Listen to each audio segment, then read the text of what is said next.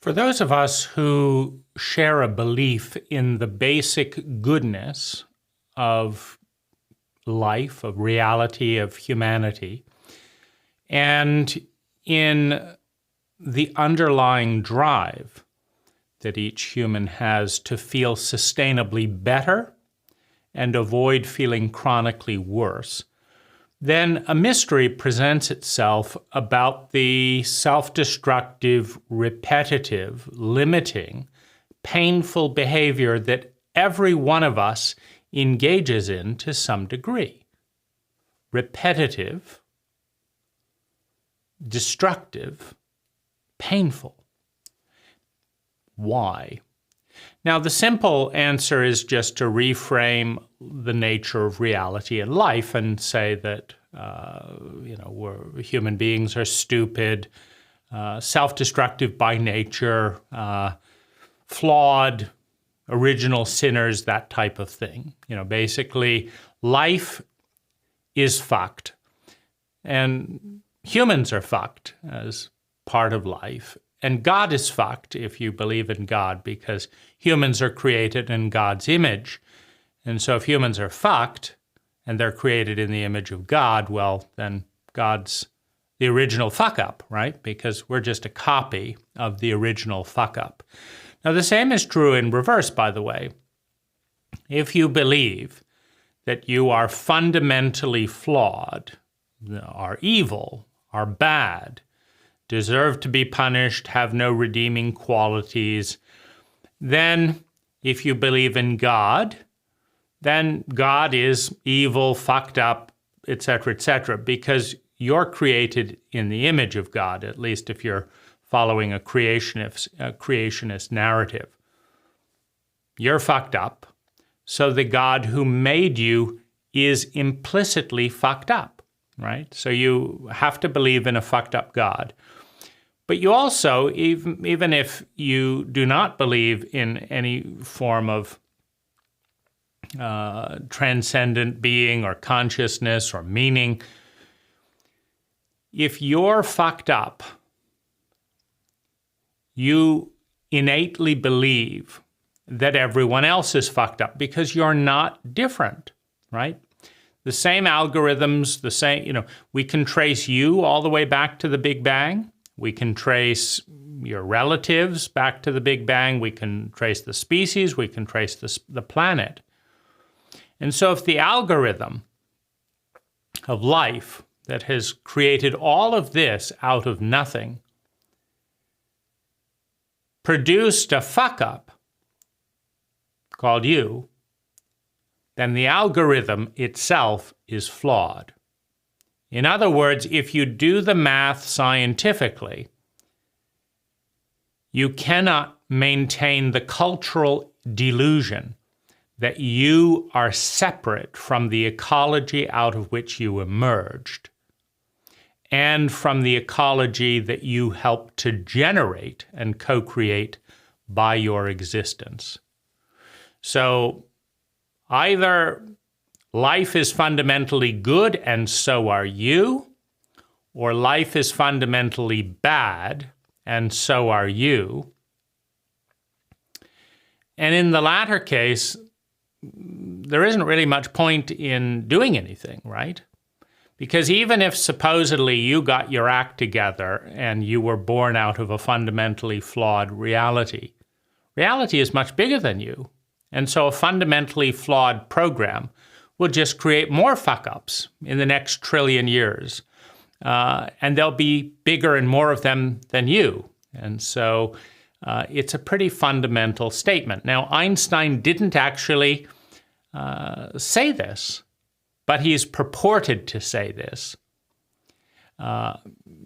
which is that the most fundamental question that we must ask ourselves and answer is the universe a friendly place?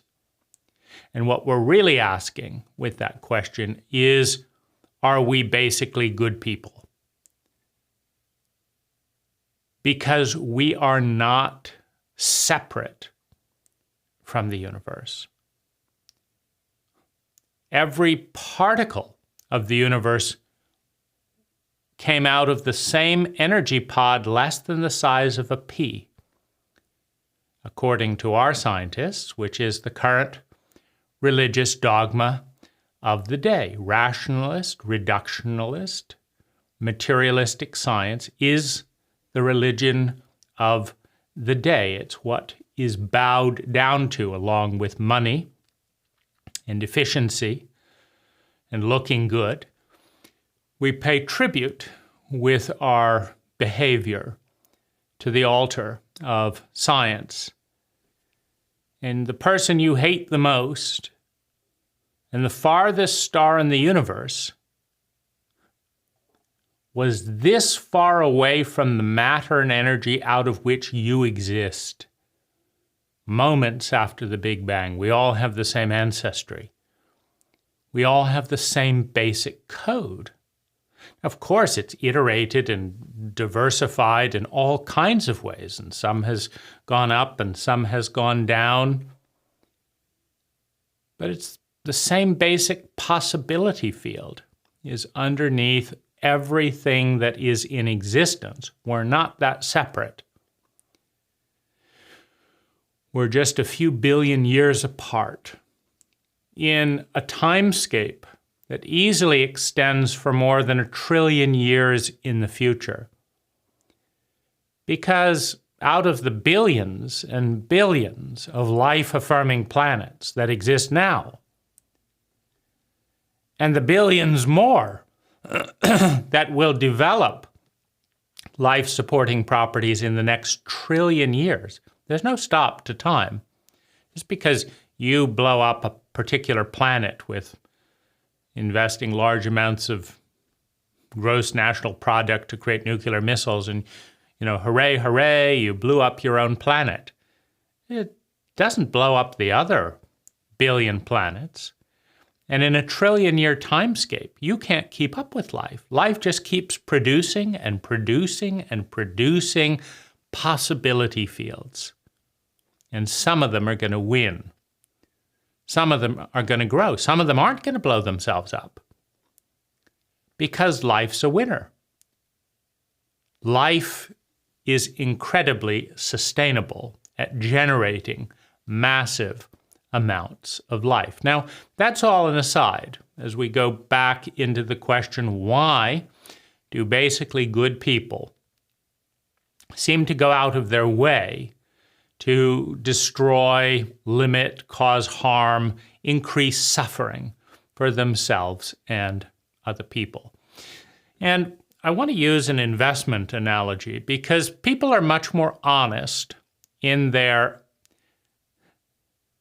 behavior around money than their behavior around language. If you want to know what someone values, look at how they spend their time and look at how they spend their money. These are the most prized resources in our culture, time and money. And you can listen to someone talk until they're blue in the face about the family values and and Christianity or Buddhism or whatever. But if they're spending 80% of their time trying to make money at work and then spending a lot of that money in this way and this way, you get to see what they're actually valuing, what they're praying to, because every dollar spent is a prayer. It's an investment. And every minute spent is a prayer. It's an investment in a belief.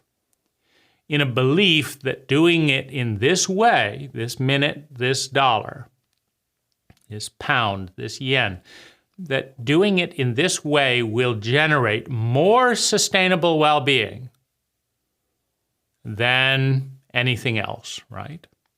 So let's look at how investing takes place, because every good investor does a couple of things. The long-term players talk about protecting the downside, right? Because if you enter an investment right here, at any moment in time, it can go up and it can go down. Every investment can go up and can go down. You don't understand physics if you don't understand that. goes up and it can go down. Not only that, it will go up and it will go down eventually. Both.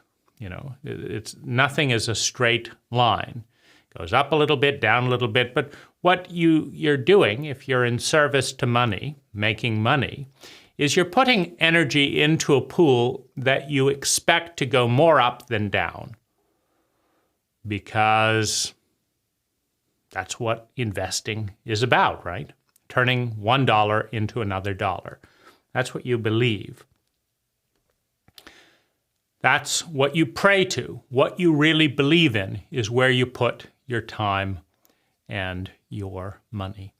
So how do we deal with the fact that the game in investing is to not lose your principal, et cetera, and no longer have anything to invest, to be out of the game? And so what you deal with are floors. You try to limit your losses. Now, there's no guarantee, but if you've got a security like an FDIC insured savings account, that the government will bail the bank out for the first $100,000 if the bank follows proper investing protocol. That's reasonably solid. I mean, it's not that all empires and all countries in the history of humanity have not failed. 95% of them are now extinct, of all cults in human history, of all cultures. 95% of all the languages and all the cultures that have ever existed are dead. So there's a 95% statistical probability that yours will be dead soon, in the next billion years.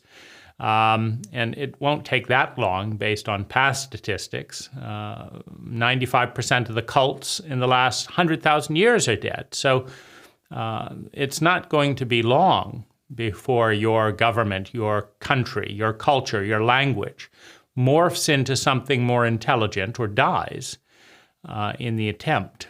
And that's the way it is. But in the span of a lifespan, if you've got a major bank backed by a major government in a world power, well, we've got a reasonable chance that you're going to get 100,000. So that's a floor. You're not going to lose everything if you have money in an FDIC-insured checking or savings account.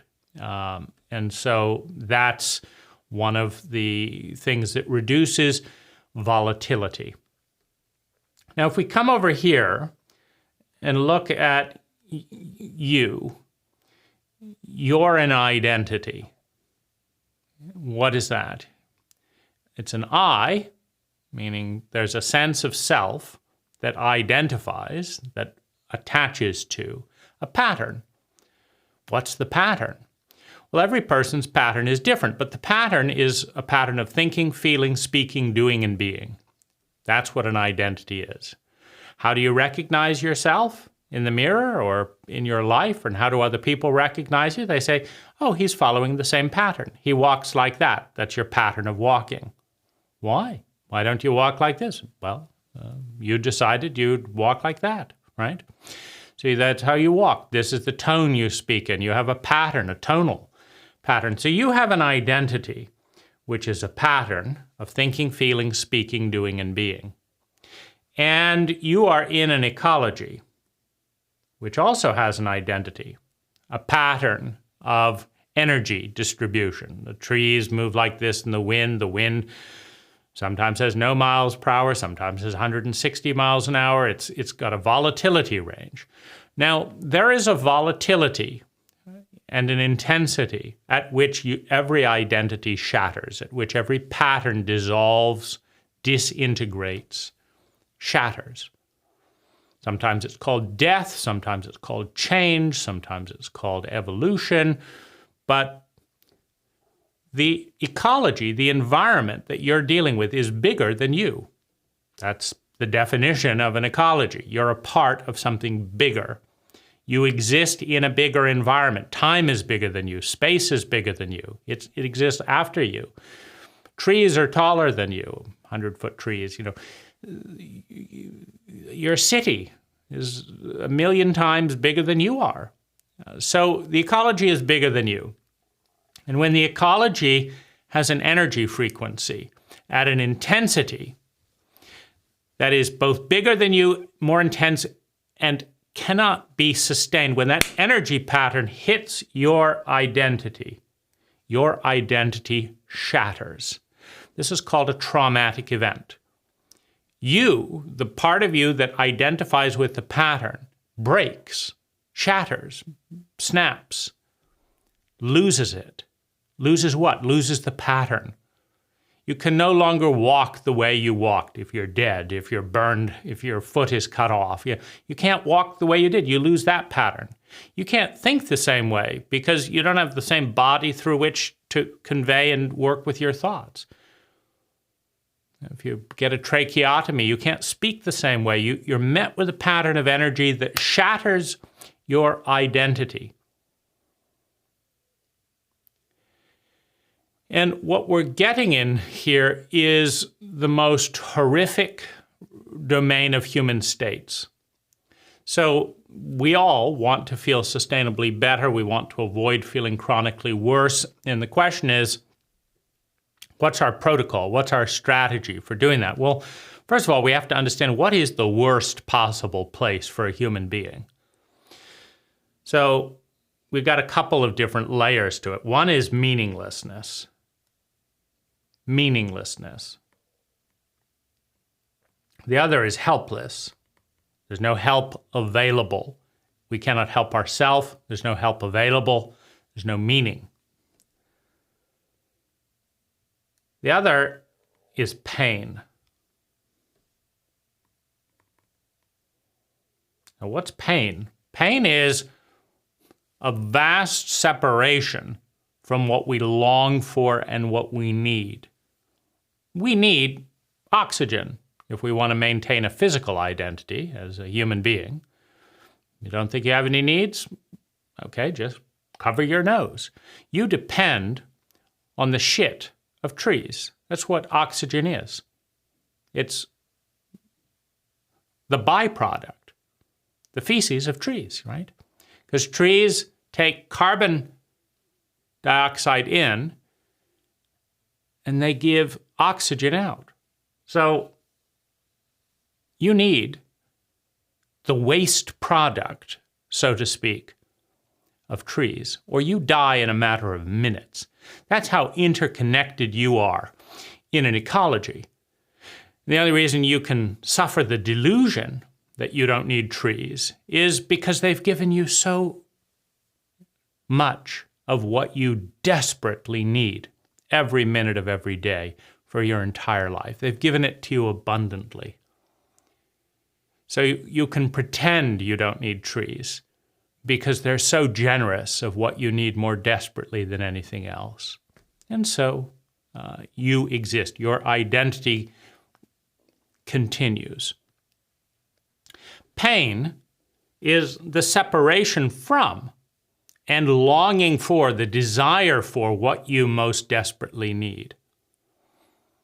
You cut off your oxygen supply, you will start to feel pain. If you desire to live and you cut off your oxygen supply, you will start fighting. That's pain. Now, what's fear? Because fear is the next level of misery. Fear is pain projected into the future. I remember, I reassemble the image of pain. That felt terrible. I don't want to feel it again. It felt bad. I don't want to feel it again. But I am afraid of the future. I'm afraid of what? More pain in the future. Fear is always fear of pain. No pain, there's no fear. If pain is impossible, there's zero fear. Fear of what? Humiliation, emotional pain. Bankruptcy, financial pain. I want to be a billionaire. Instead, I'm bankrupt and humiliated to boot. So there's no pain without separation from what we long for. And there's no fear without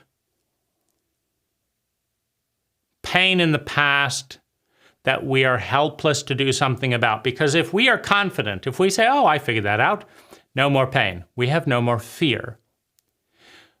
But if you look at a pain in the past, you say that is really effing painful, and I don't want to experience it again in the future, but I'm helpless, I'm powerless. I couldn't stop it back then, and I can't stop it in the future. Now I'm afraid of the future because I'm afraid because I believe that I cannot stop it then or now or in the past. I haven't solved the problem. It could be a law of mass type dynamic. One person cannot win against 1,000 people in a fist fight. So if 1,000 people ganged up on you as a kid and beat the shit out of you, and you nearly died, and it felt horrible, and then people laughed at you, nobody helped you about that. In fact, you were humiliated for crying, right? Well, what are you going to do if 1,000 people, if the same fucked up sociopaths that beat you up as a kid, the same culture that produced them is producing people today? Or if a new 1,000 people gang up and want to punch the shit out of you? You know, if you don't have an answer, it's like, oh, I'm just screwed. Then you're going to be afraid of the future because you haven't solved the equation, how to stop that from happening, because the law of mass says that if 1,000 people want to punch you up and you're available, they're going to punch you up. That's the law of mass, of size. So you will fear the future until you solve that equation. Now, you can't solve the law of mass, generally speaking. I mean, theoretically, you could get a nuclear weapon and blow up the 1,000 people, but you're kind of caught in that as well, right? It's difficult, right? You can load up on guns, right, to fend off the 1,000 that you didn't have when you were 6 years old. But then you're incarcerated, right, for defending yourself against, bullying and all this. So you've got to solve it in some other way. You can't win a fist fight with 1,000 people. And so you could solve it by learning what incites a mob, maybe, and staying out of that. But it's not a 100% guarantee if you're depending on the reality out there to solve that equation. There's always a chance, that you could get hit by a nuclear missile or drowned in a boat, or fire could break out in your plane, or whatever it is. There's going to be some fear in the areas that you're out of control. And when you rescue a 5-year-old little girl from a fire and burn your arm severely in the process, you have a sense of meaning. I cared about something. I'm a hero. I put the innocent life of a child. These are meanings. Now, Viktor Frankl has pointed out that you can endure any what if you have an adequate why.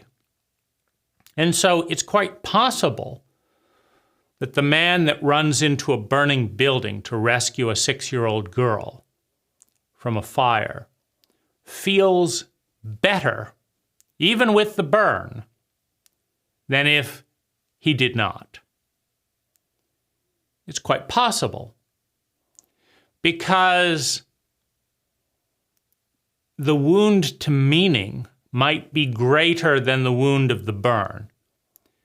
If he said, I'm a coward, I don't stand for anything, I don't protect innocence, I don't protect children, I'm just someone who goes through life exploiting other people. that's not a very compelling meaning to, it's painful because there's some innate drive to be better, to be more in every human being. We want to feel sustainably better by becoming sustainably better people. We want to become more competent, more intelligent, more empathic, more successful, more abundant, more kind, more in integrity, integrated with ourselves and with our ecology. It's not very rewarding to make $1 billion destroying the planet and understand that your grandchildren that you're going to leave the money to, because it's pretty hard to spend $1 billion, is not going to be able to do much because of the disaster that you've made of our ecology. It's not a great meaning. But to know that you stood up for ideals, that you were willing to die, to risk death, to pursue what is beautiful, what is good, what is true. I can deal with a war wound for that. I can lose a leg for that. And that may be less painful than the idea that my life has no purpose, no meaning, that I feel ashamed of my drives, but I've still got my legs. And so meaning, or meaninglessness is part of that pain. Now, we also have isolation. We are a pack mammalian species, and so isolation is part of this kind of horrific state. And we could say loss of self. We'll make this line a little more narrower so you can barely see it. But loss of self, loss of identity, trauma. So what is the worst human state? Let's summarize. It's complete meaninglessness in massive amounts of pain that we're terrified of and cannot do anything about. We cannot help ourselves. We lack confidence to do anything about it. We are rendered helpless by the fact that no person is helping us. No one is doing anything about this situation. We are alone and lonely in that state. And we are traumatized. We have lost the sense of self. Now, there's one other thing which I'll add in there, and it's insanity. Now, insanity is about insanity is about loss of coherence. We cannot know what's real and what's not, what's going to happen. We've lost a pattern. We've lost coherence with a pattern. We've gone insane, dissociated from the pattern that is called reality. This is the most horrific state that a human being can be in. And there are human beings in that state today. Lonely and alone. Driven mad by the lies, by the delusions, by the self-serving deceptions of those in power around them, unable to meet their basic human needs, physically, emotionally, psychologically. Helpless. No one is helping them. People are ass-licking the dictator, the family member. And their life has no meaning other than to avoid pain. There's no purpose. There's no sense of esteem or value. No sense of anything other than mind-numbing pain. And to add to this pain a little bit further, we could take the beliefs of every abused child. It's my fault. It's worthless. I'm worthless. I don't deserve to be loved. I have no value. I am the problem. I am ashamed of existing. You can add in these beliefs that every abused child takes on to cover for the inadequacy of their parents. And now you've got absolute hell. Just waiting for the agony to continue, waiting for the other shoe to drop, waiting to be hit and blamed and shouted at and shamed again and again and again. In a cult where there is no courage, where there is no maturity, where there is no love, alone and lonely in that state. So that's long past mind-numbing insanity. I want to go mad to avoid the pain of being in that place. So that's when we put ourself into a moment, into an activity, into an identity. The worst that can happen to us is to be trapped in that. Now, the worst that can happen in financial terms is you lose all your money, you lose all your credibility because you lost all your money. You lose all respect because you've lost credibility. And you are a joke, a laughing stock that nobody will invest in, that nobody will do business with. Again, in a capitalist cult where your value, where your identity is primarily defined by your bank account. So your primary identity has just gone to zero. It's gone negative. That's the worst thing that can happen to you as an investor in the financial markets. And so a variety of techniques are employed to minimize the probability of that happening. Now, it's important to understand that everything that you put on the floor, this is called the floor that's protecting you from unlimited free fall of loss down to zero. That's called a floor in investing. Everything that you put on the floor, you're also in some way putting on the ceiling. And so the structures that you use to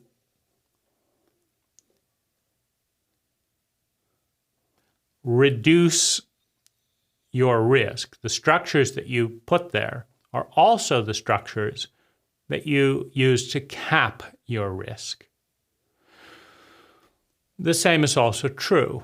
If you think of leveraged investing, it's where you borrow money on margin in order to invest. So let's say that you believe that Tesla Motor Company will increase in value. And you want to make more, right? Because greed and fear are the dominant drives in investing psychology. You want more. So you borrow, you spend $1,000 for a Tesla share, but then you borrow $1,000 against the Tesla share. That's your security. That's what's telling the lender that you'll pay it back is, I have this Tesla share that's worth $1,000. It's worth $1,000 today. And because of that, I want you to loan me $1,000 and it's backed by my share in the company. Well, if the stock goes down by 50%, now I've borrowed $1,000 against a security, against an asset that's only worth $500.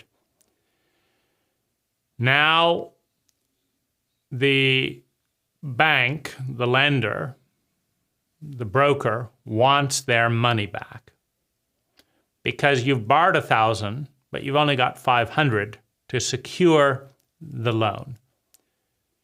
called a margin call. How are you going to pay it? Well, a lot of times, particularly in massive economic collapses, the same time the stock market collapses is the time that the real estate market collapses, so you can't get a loan on your refi on your home, which often ties in with getting laid off, so you don't have any more income. So the only thing that you can do is sell the stock that you bought at 1,000 for 500. But even then, you're still 500 in debt, right? So your account is liquidated, right? You have nothing. Now, if you didn't buy on margin, you could just keep the stock and you'd still have 500. But because you thought it was going to go up and you wanted more, you took a risk. There's a corresponding risk, so you lost more because it didn't go the way you wanted it. And the same is true. The thing, I want to protect the downside. So I'm going to buy a put option to cover my investment. So if it goes down, I'll make money on the put. But if it goes up, I'll make money on the share. Well, if it goes up, your put goes down and you don't make as much money, right? So what we're talking about is regulating volatility. Volatility is this. That's volatile and that's volatile. This is more volatile than this is. Now, the volatility that human beings have to worry about is an intensity and fluctuation of energy that is bigger than their identity. So if your identity, going back to this other side, is right here, you can probably weather an energy signal pulse at that intensity because it's 1/3 of your identity. Most human beings can survive 1/3 of their life wiping out.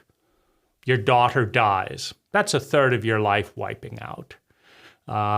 Your wife gets cancer, and while you're taking care of her, you get laid off work right when you need massive amounts of money. That's half of your life wiped out. Your job, your money, your spouse, plus your faith in humanity. It's all just being whammed. That's a big wipeout for half of your identity, but you can recover. You can rebuild from half of your identity. But if you've got a wipeout with an energy pattern that's 300% bigger than your entire identity, you don't even want to form an identity again once you realize that energy pulses that big are out there and could hit you at any time, because obviously you didn't see it coming or you would have avoided it. And that's called trauma. That's called PTSD. You can't deal with this amount of a wipeout alone. And we are, as a culture, ill-equipped to provide you the help and support that you need. Culturally speaking, I mean, yes, there are little pockets, 5% here and there, where if you're lucky, if you're fortunate, if you're willing to find those pockets, they can help you put you back on your feet, back into an identity that has some resilience, coherence, integrity, integration. Because broken identities, incoherent identities, are not very useful, right? Half of you wants this, half of you wants the exact opposite. I want love, I'm afraid of love. Those are not very useful identities. Integrated identities. We all want this and we're going for it. We're going to keep going for it until we get it. We're going to learn the skills and we'll practice daily until we succeed at what we want to do. Now that's a winning identity. We can work with that. So we're starting out by looking at why is it that basically good people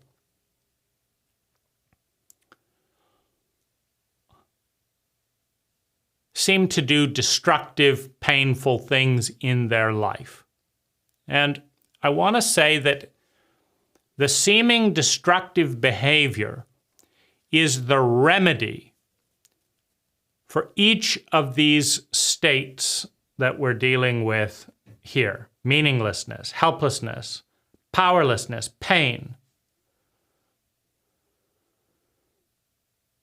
loneliness and isolation, fear of pain, insanity and trauma. So let's look at how a person puts floors on their life. Now, you come into the world and you have no floors. You're innocent.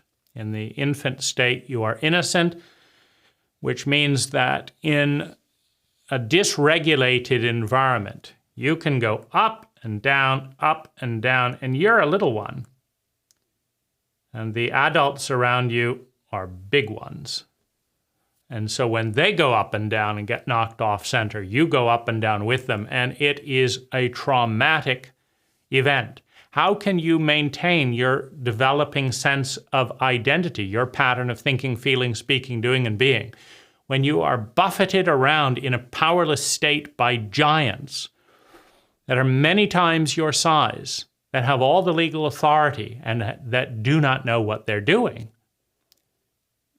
This is a disaster.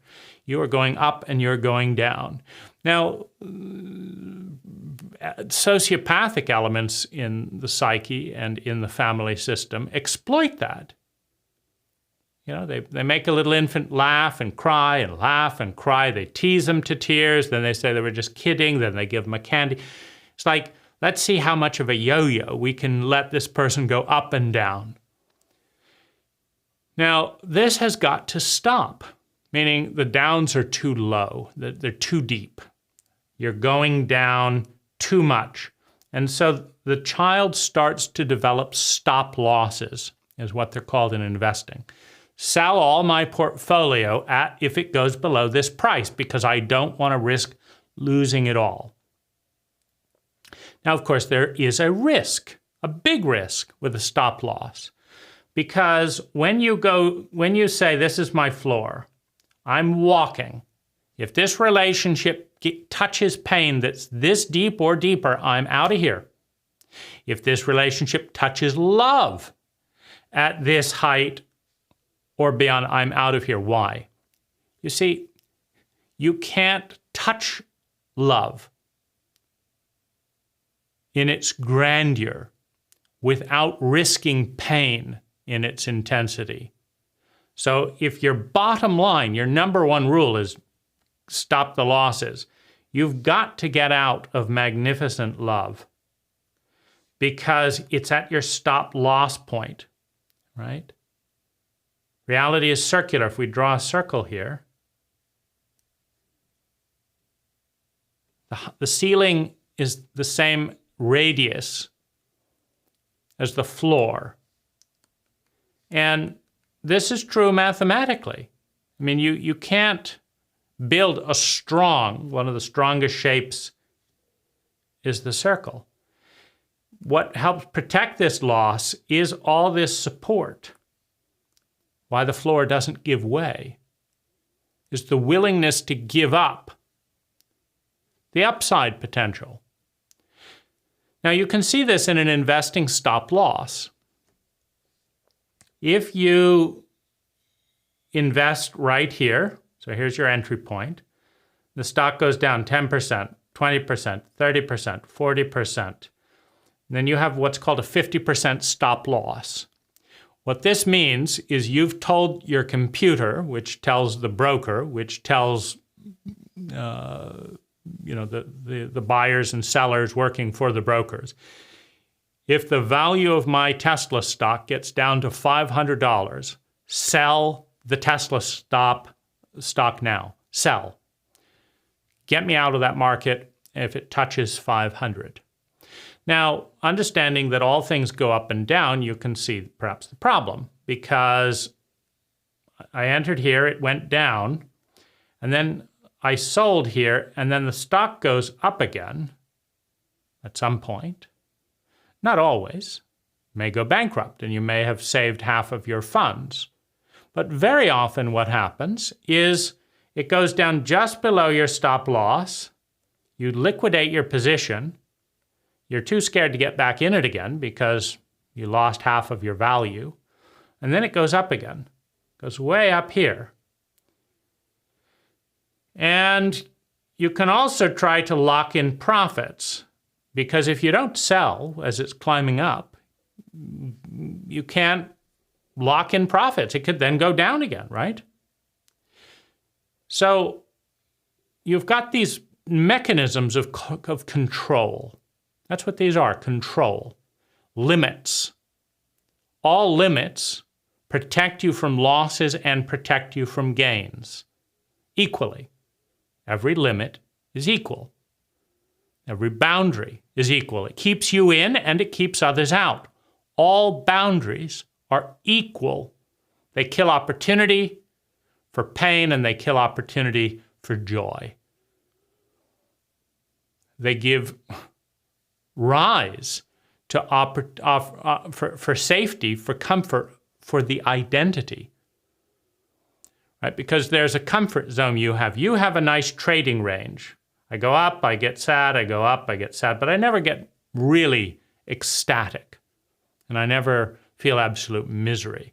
I just go up and down and have a good day and a bad day. It's so-so, and it's so-so, and it's so-so. It's comfortable. For what? The identity. Your pattern of thinking, feeling, speaking, doing, and being feels comfortable. Not too many surprises in that identity. Little up, little down, little up, little down, so-so. We have a mediocre identity, one that stays in the mid-range. If it gets too high, I get out of there. Too much love there, I'm not going there. Gets too painful, I'm out of there. I'm not even thinking about it. It's too painful. Get lost, I'm not going there, right? So I've got a stable identity. Now, a lot of people are looking for a stable identity. Their bottom line is, having experienced bottomless dread, terror, and trauma in infancy before they even had language, having experienced the complete helplessness of being raised by buffoons that aren't attuned to, the delicacy, the sensitivity of a desperately needy infant, the child, the adolescent, makes a clear statement: never again. I am never going to be helpless, out of control, abandoned, alone, traumatized, and in the care of morons. No, I'm not doing it. There's no way. Trouble is, in a culture which doesn't teach us how to discern love from trauma and abuse from love, and often cross wires them, because what do parents say when they finish abusing their children? We did this because we loved you, right? So in a culture that cross wires the child rather than liberates them with useful definitions, like, do you know what the definition of love is? Of course not. You cannot coherently articulate a paragraph about what love is. We're not even doing the science on it.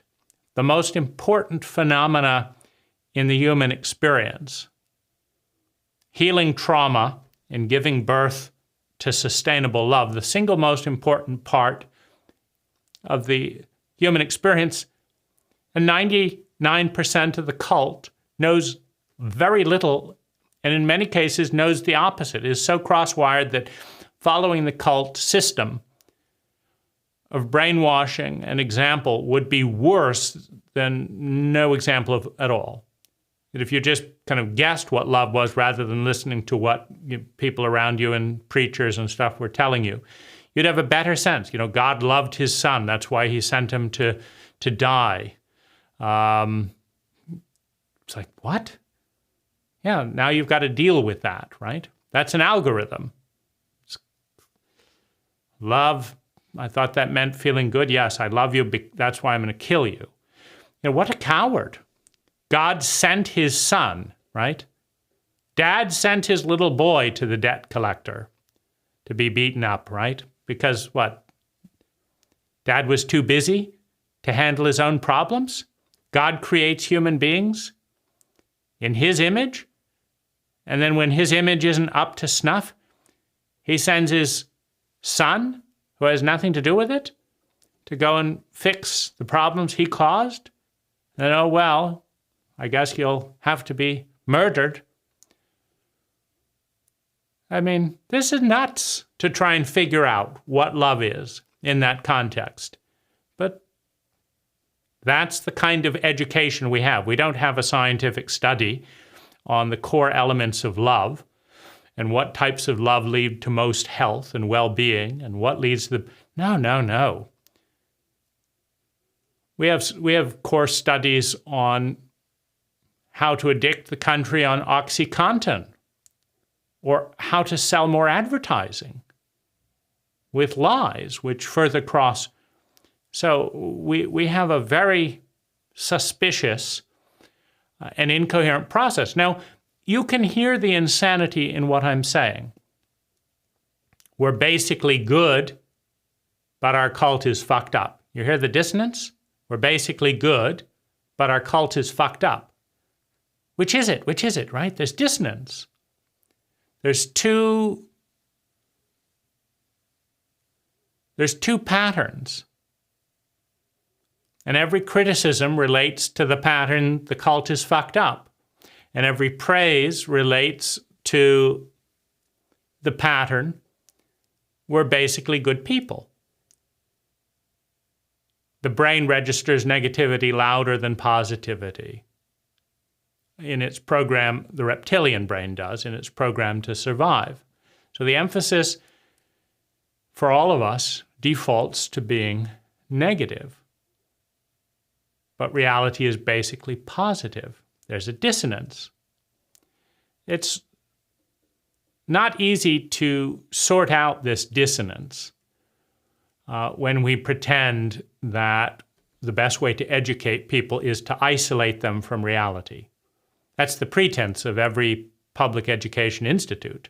We're going to take you out of reality.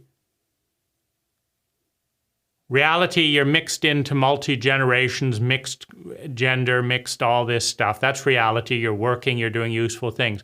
So you're going to not do anything useful for the community. And you're going to be segregated by age and sometimes by gender. And in reality, you can do all kinds of things in unique ways, but we're going to pretend that you're a factory. So we're going to teach you about a complex intergenerational life by isolating you from that life and segregating you by age, and then grading you on whether you do what you're told rather than show your unique individuality.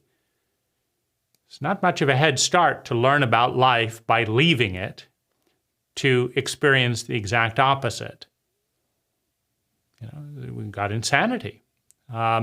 So how do we create floors? Having experienced the beating that we get from the cult insanity, how do we experience or create floors for ourselves as children? And that's what I want to kind of look into, because this is the key to understanding why basically good people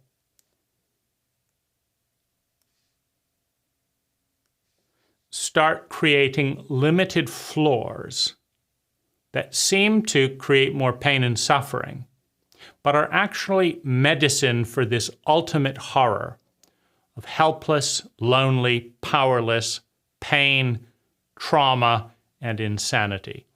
So the first thing is that the meaninglessness of the abused child. You're our child, we love you, we're going to hurt you, but we love you, we're going to hurt you, we love you, we're going to hurt you. This is crazy. So there's insanity in the environment. Now, the child creates a floor to heal the insanity. And the floor is meaning. The meaninglessness is medicated with meaning. But the only meaning that makes sense to a child is I'm flawed. So you have limiting belief. Now, why is this the only meaning that makes sense? Because if the child instead tells the parent, in their mind. You are flawed. That's the meaning. Now the child has a much bigger problem because the parent is 5 times bigger than them. Now, who do you want to be fucked up in a fucked up situation? Do you want your caregiver that you depend on legally, who's 5 times bigger than you, who will win every fight? Do you want them to be fucked up and say, well, I'm fine, but unfortunately, for the next 18 years of my life, I am legally bound to be raised by morons who are out to kill me? That's a terrifying thing to realize. And so the infant medicates that with I'm bad and I'm flawed. That's the only explanation that makes sense about why these people are hurting me and so incompetent.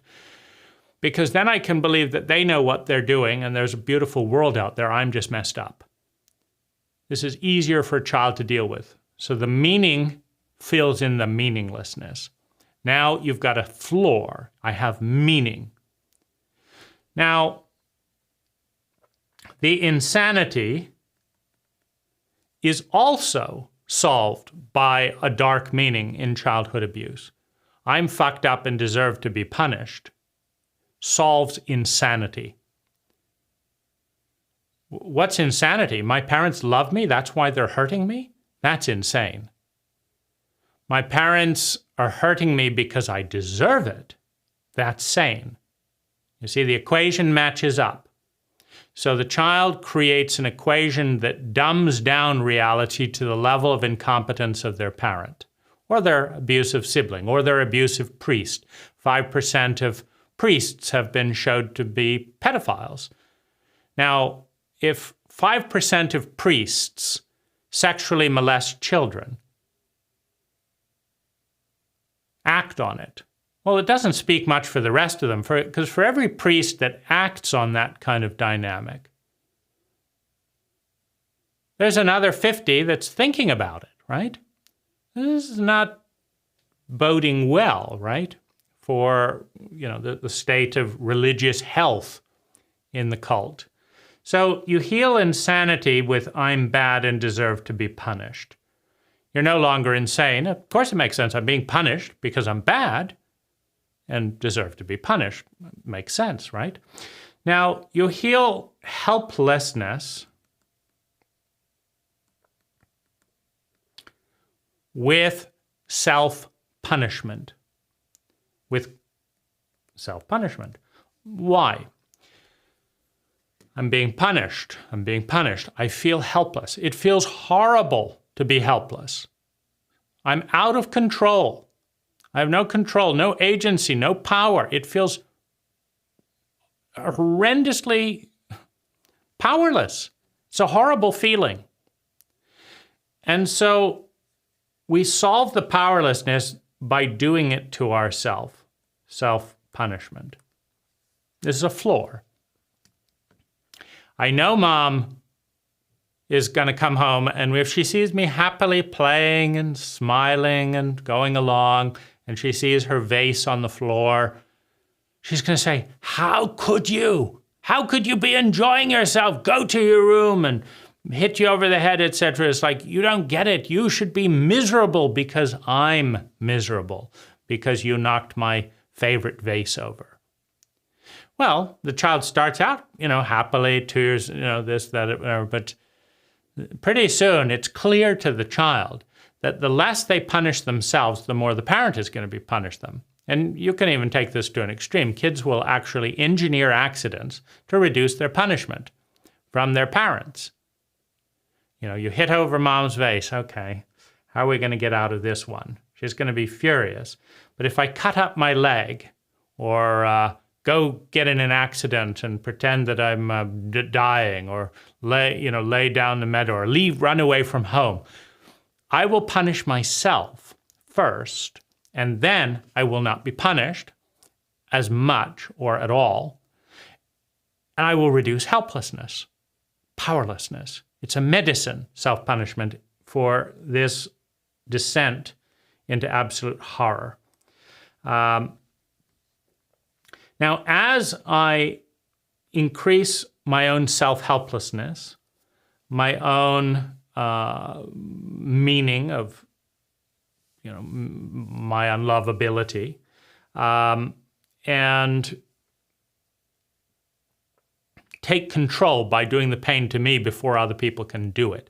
As I do these things,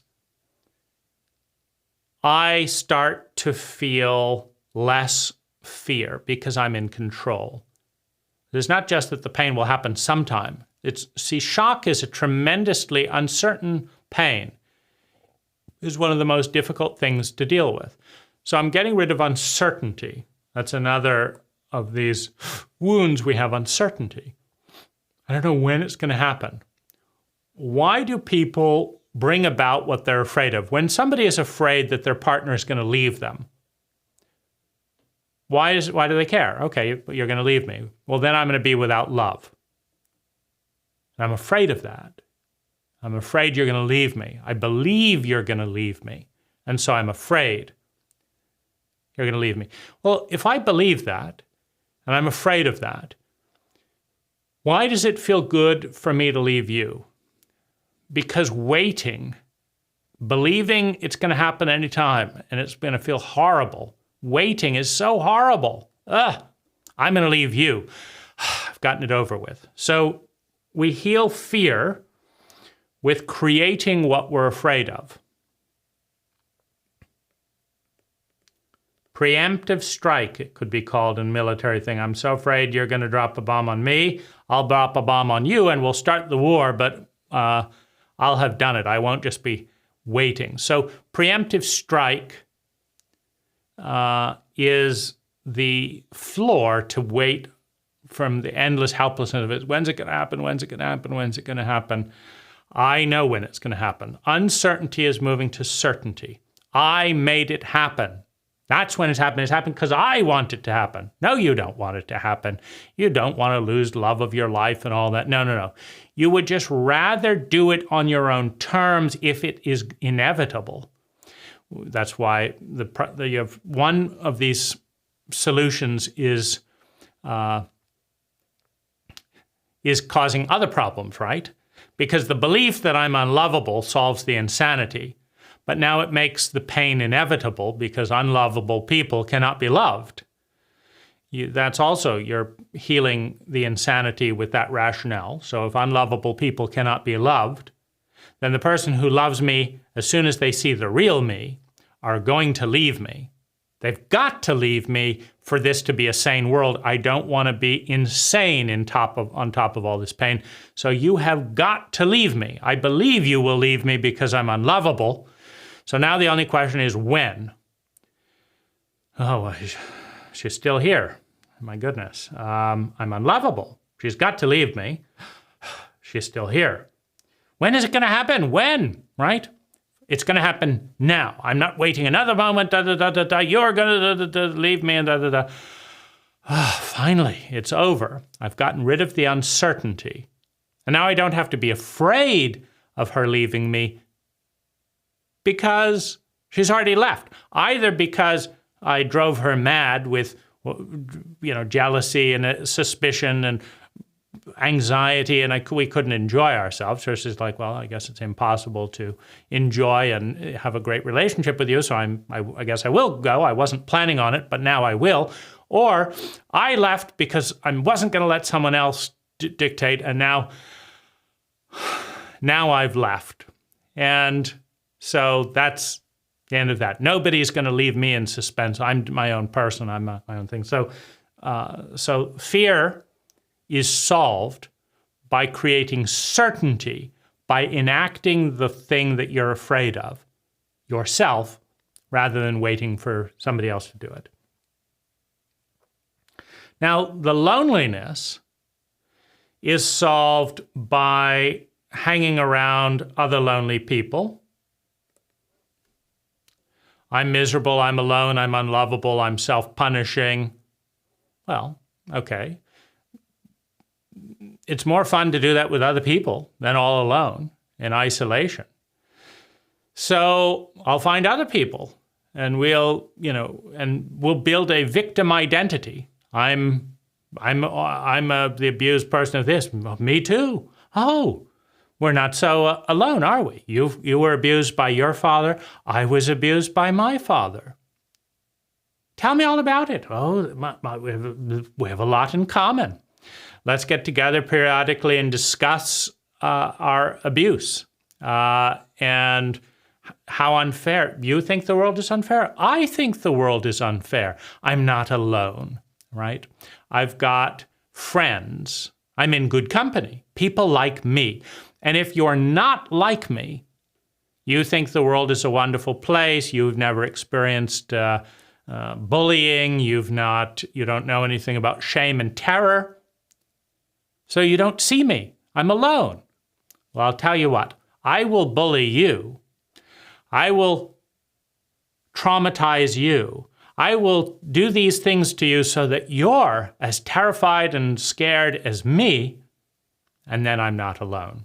So if we cannot get out of what all of this is in one way called an abuse cycle or a limiting pain cycle, it can be multiple things. You look at it from one thing, and the growing child is systematically solving each of their problems given to them by the cult by creating a floor that's giving them control, predictability, sanity, meaning, certainty, integrity. I'm an unlovable person. Nobody loves me. That's integrity. My life makes sense. I'm unlovable and I'm not loved. That makes sense. I'm unlovable, but I'm loved. Get me out of this crazy world, right? And if we can't change the belief to say that, well, I'm loved, therefore I am lovable. By definition, I'm loved, so I am lovable. Now, what does this require, though? This requires going back and helping that child solve the problem in another way. And the child doesn't have a friend. Do you know how to be a friend to a 2-year-old? Your 2-year-old. If they're no, I'm unlovable. I'm unlovable. I'm unlovable. Will you be patient enough to say, no, 2-year-old, you were not loved, but now I'm loving you? Well, now the 2-year-old doesn't need to solve the problem of not being loved with the belief that they're unlovable, because the future self is loving them. But are you competent enough in the art of love? Disciplined, intelligent, empathic, loving enough to love your 2-year-old? Or is that, I don't want to get anywhere near my 2-year-old, that was a miserable experience. I'll let my 2-year-old run their life. Because no competent parent, past and present, is able and willing to do it, right? So you can solve that, which means healing the past, changing the past, so that the present can still make sense. I was loved because I've gone from the future into the past. I've gone into that moment in the brain and in the memory, and I've edited the memory. Hello, 2-year-old. You see that idiot over there hitting you? We're not going to stay around here. You're a lovable 2-year-old. Let's come over here.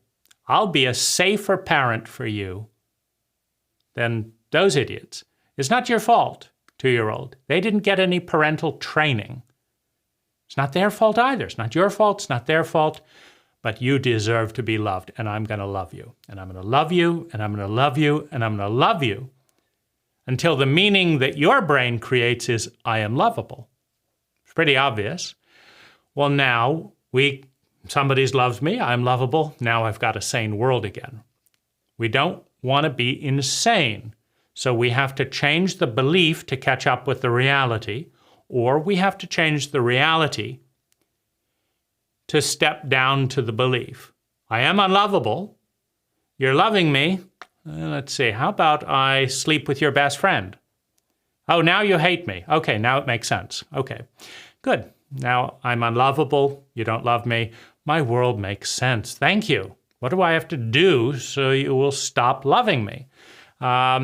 Because I am unlovable and I don't want to feel crazy by having people loving me when I know I'm unlovable. So we can bring the reality down to the belief. And these are limits, right? What I'm limiting here for is insanity. I'm not crazy. I do not want to be alone in trauma and crazy. Now, we limit trauma by dissociation. Trauma shows up, I'm out of here. I'm not present. This is a form of insanity, but I'm not here. I'm not paying attention. I'm asleep. I'm an addict. I'm going to do something. I can't be there for the trauma. So dissociation, which usually happens through compulsion, addictive compulsion of a behavior, of a feeling, of a thought. Sometimes we addictively relive the abuse event so that we can hang on to something solid, because the traumatic event is uncentering and dissociative. We remember our identity when we cling to the abuse itself. When we relive the abuse identity, we're holding on to the last part of ourselves that we knew. I was this person, and I was hurt, and I don't know what comes next because my identity was blown out of the water.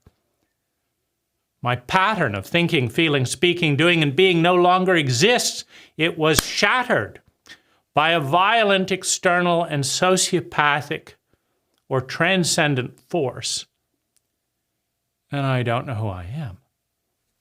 The last thing I can cling to is the painful memory of the abuse. I am the abuse. I am the abuse. I am the abuse. I live it, and I live it, and I live it. And I don't want to let go because I don't want to lose myself.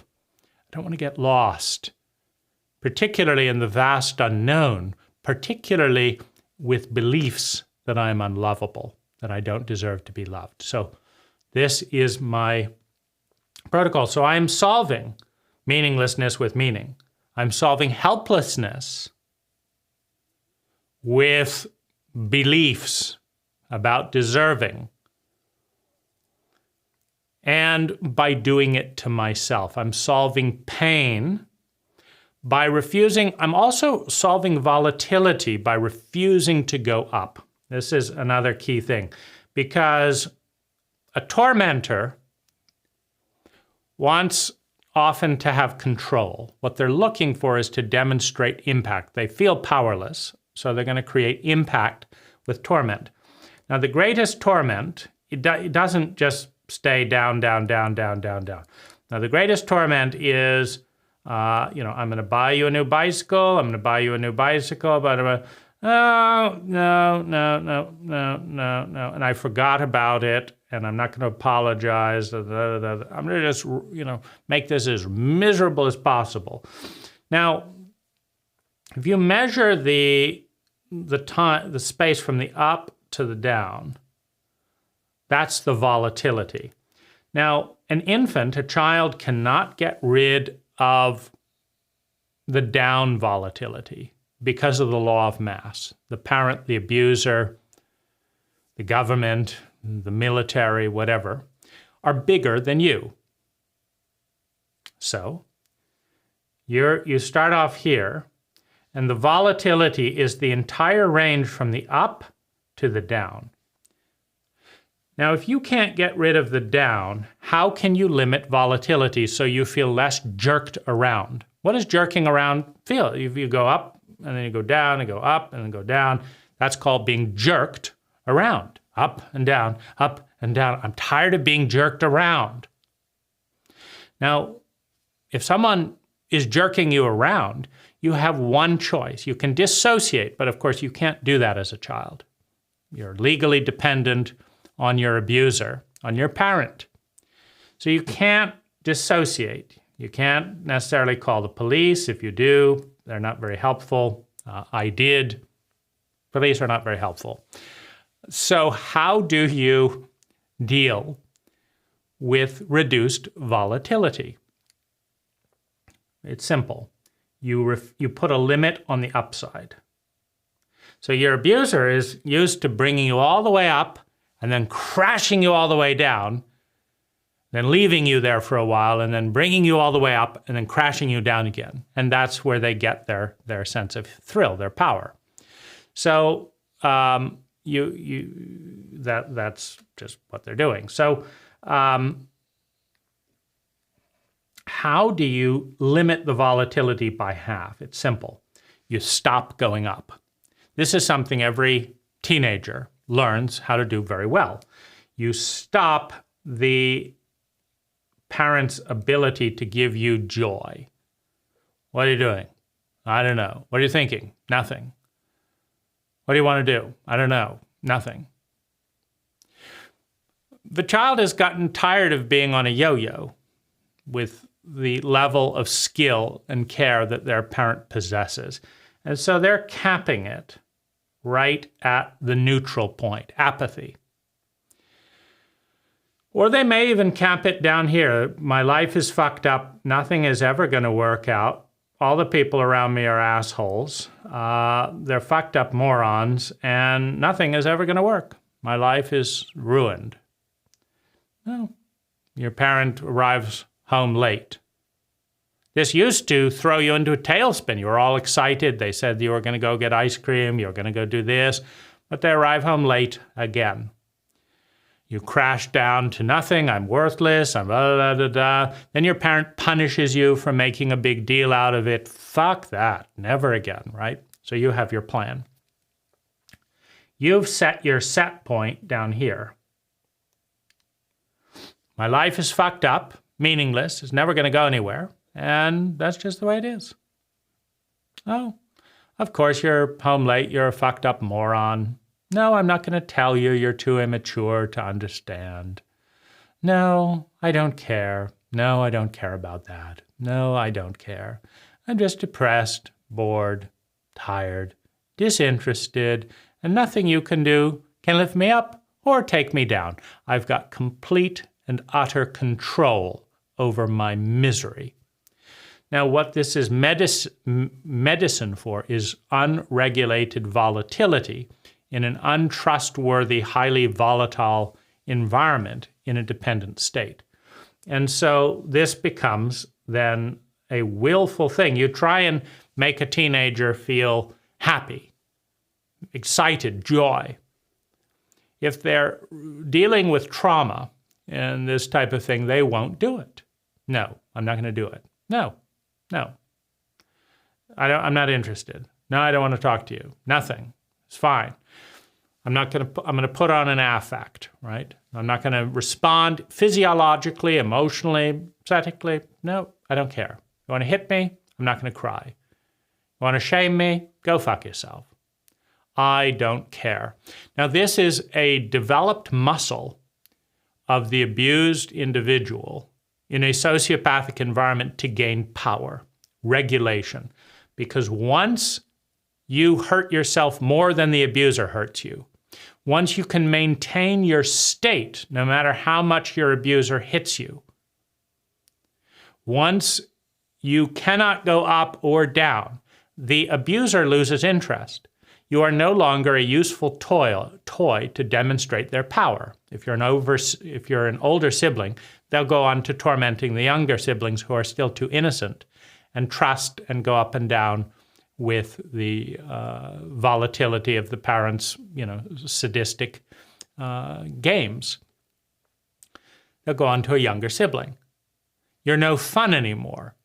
You're not useful in the demonstration of the powerless parent trying to feel like they have meaning, that they have purpose, that they are in control of their lives in a world that is constantly telling them that they don't have control. They got laid off here. They had to suck up to this idiot over here. They had to do this. They had to do that, right? And so this is medicine.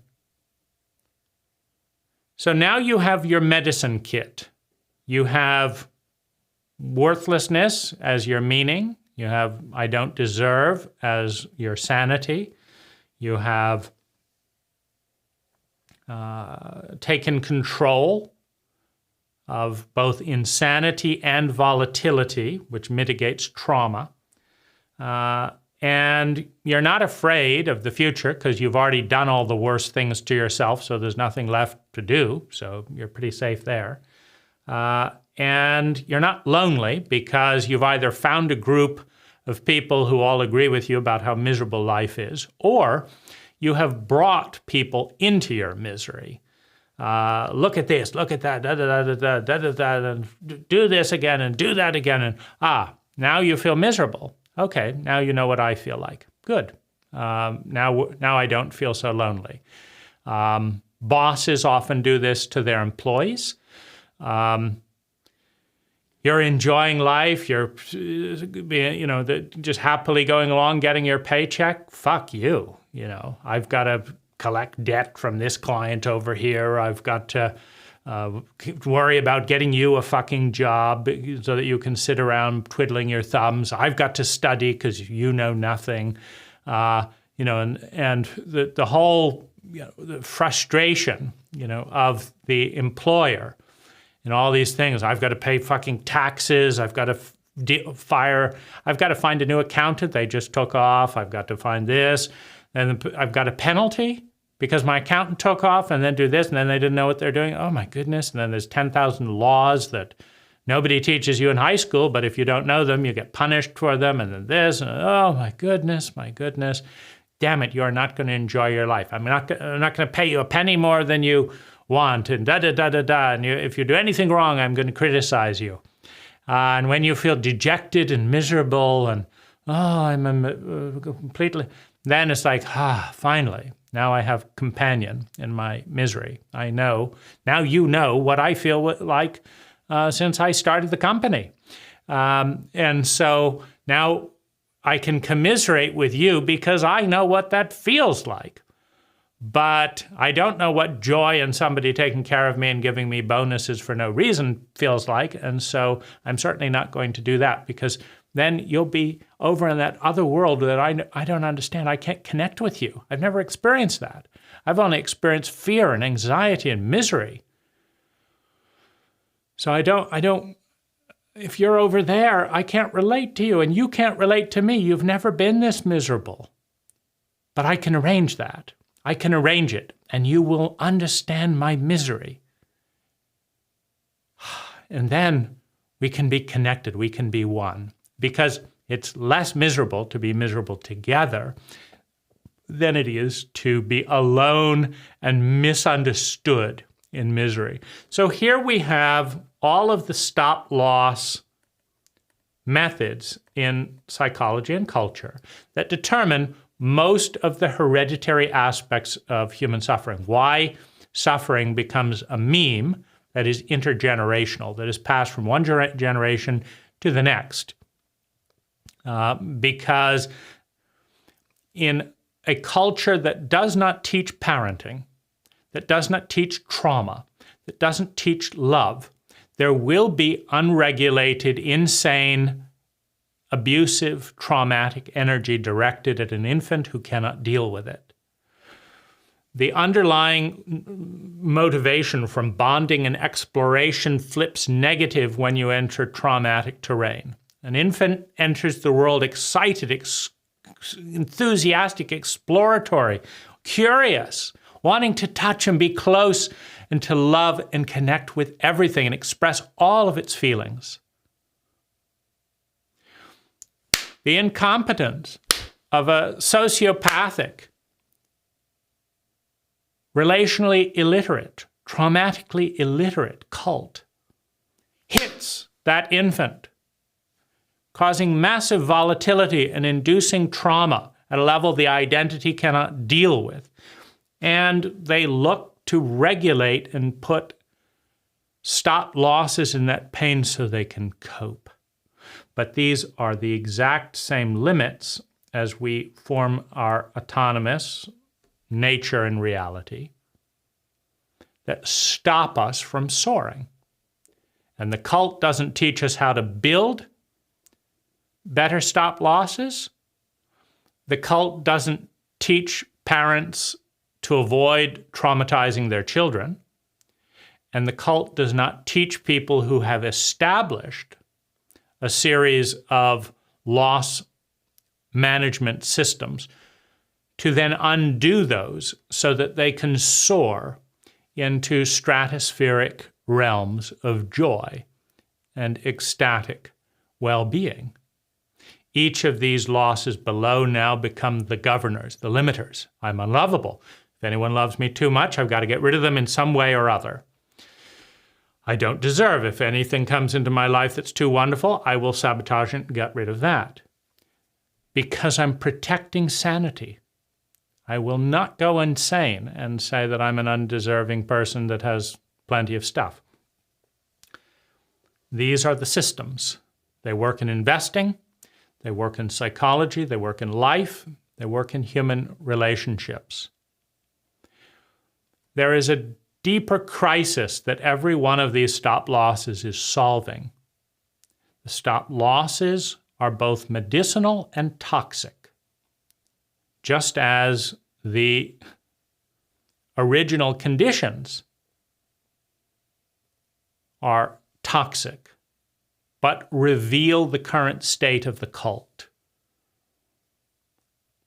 And this is the riddle that every human being, every one of us, in one way or another, must solve to return to our grace, to return to our innocence, to learn what it is to love enough to care enough to take time, to take enough time to see and see clearly, to see clearly enough to understand ourselves and others, to understand enough to empathize with what we understand in ourselves and others, to empathize enough to change, to attune, to adjust to what we understand and empathize with, to adjust and change enough to facilitate the fulfillment of every human need to survive, to feel secure, to have love and belonging, to have self-esteem, to discover and develop our talent, to create abundance with that talent for ourselves and others,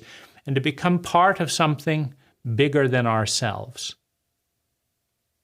That's what it means to love as an adult. Transcending the love of need, I need you, the love of a child and an infant, the love of lust and desire, I want you, as an adolescent, two self-centered and narcissistic forms of love. To form adulthood, to be an adult, is to learn to love oneself and then let that meme bubble out and love others. Thank you. Hi, I'm Dane Rose. All knowledge begins with a paradigm, and out of that paradigm comes an idea, an awareness that we adopt, reject, or synthesize into something better. It doesn't become wisdom, it doesn't become useful until we take action, until we integrate it into not only our thoughts, but our feelings, our body, our words, and our way of being. For that to occur, we have to move from the passive media paradigm into more active engagement. In the link below, in the More Information section, is an invitation to join a very small, deliberately filtered, high-quality discussion with a group of people who share a common language and want to work with these ideas, with me and with one another, with the sole goal of creating 10 times more sustainable well-being for ourselves and those around us per unit of energy invested. Thank you for watching.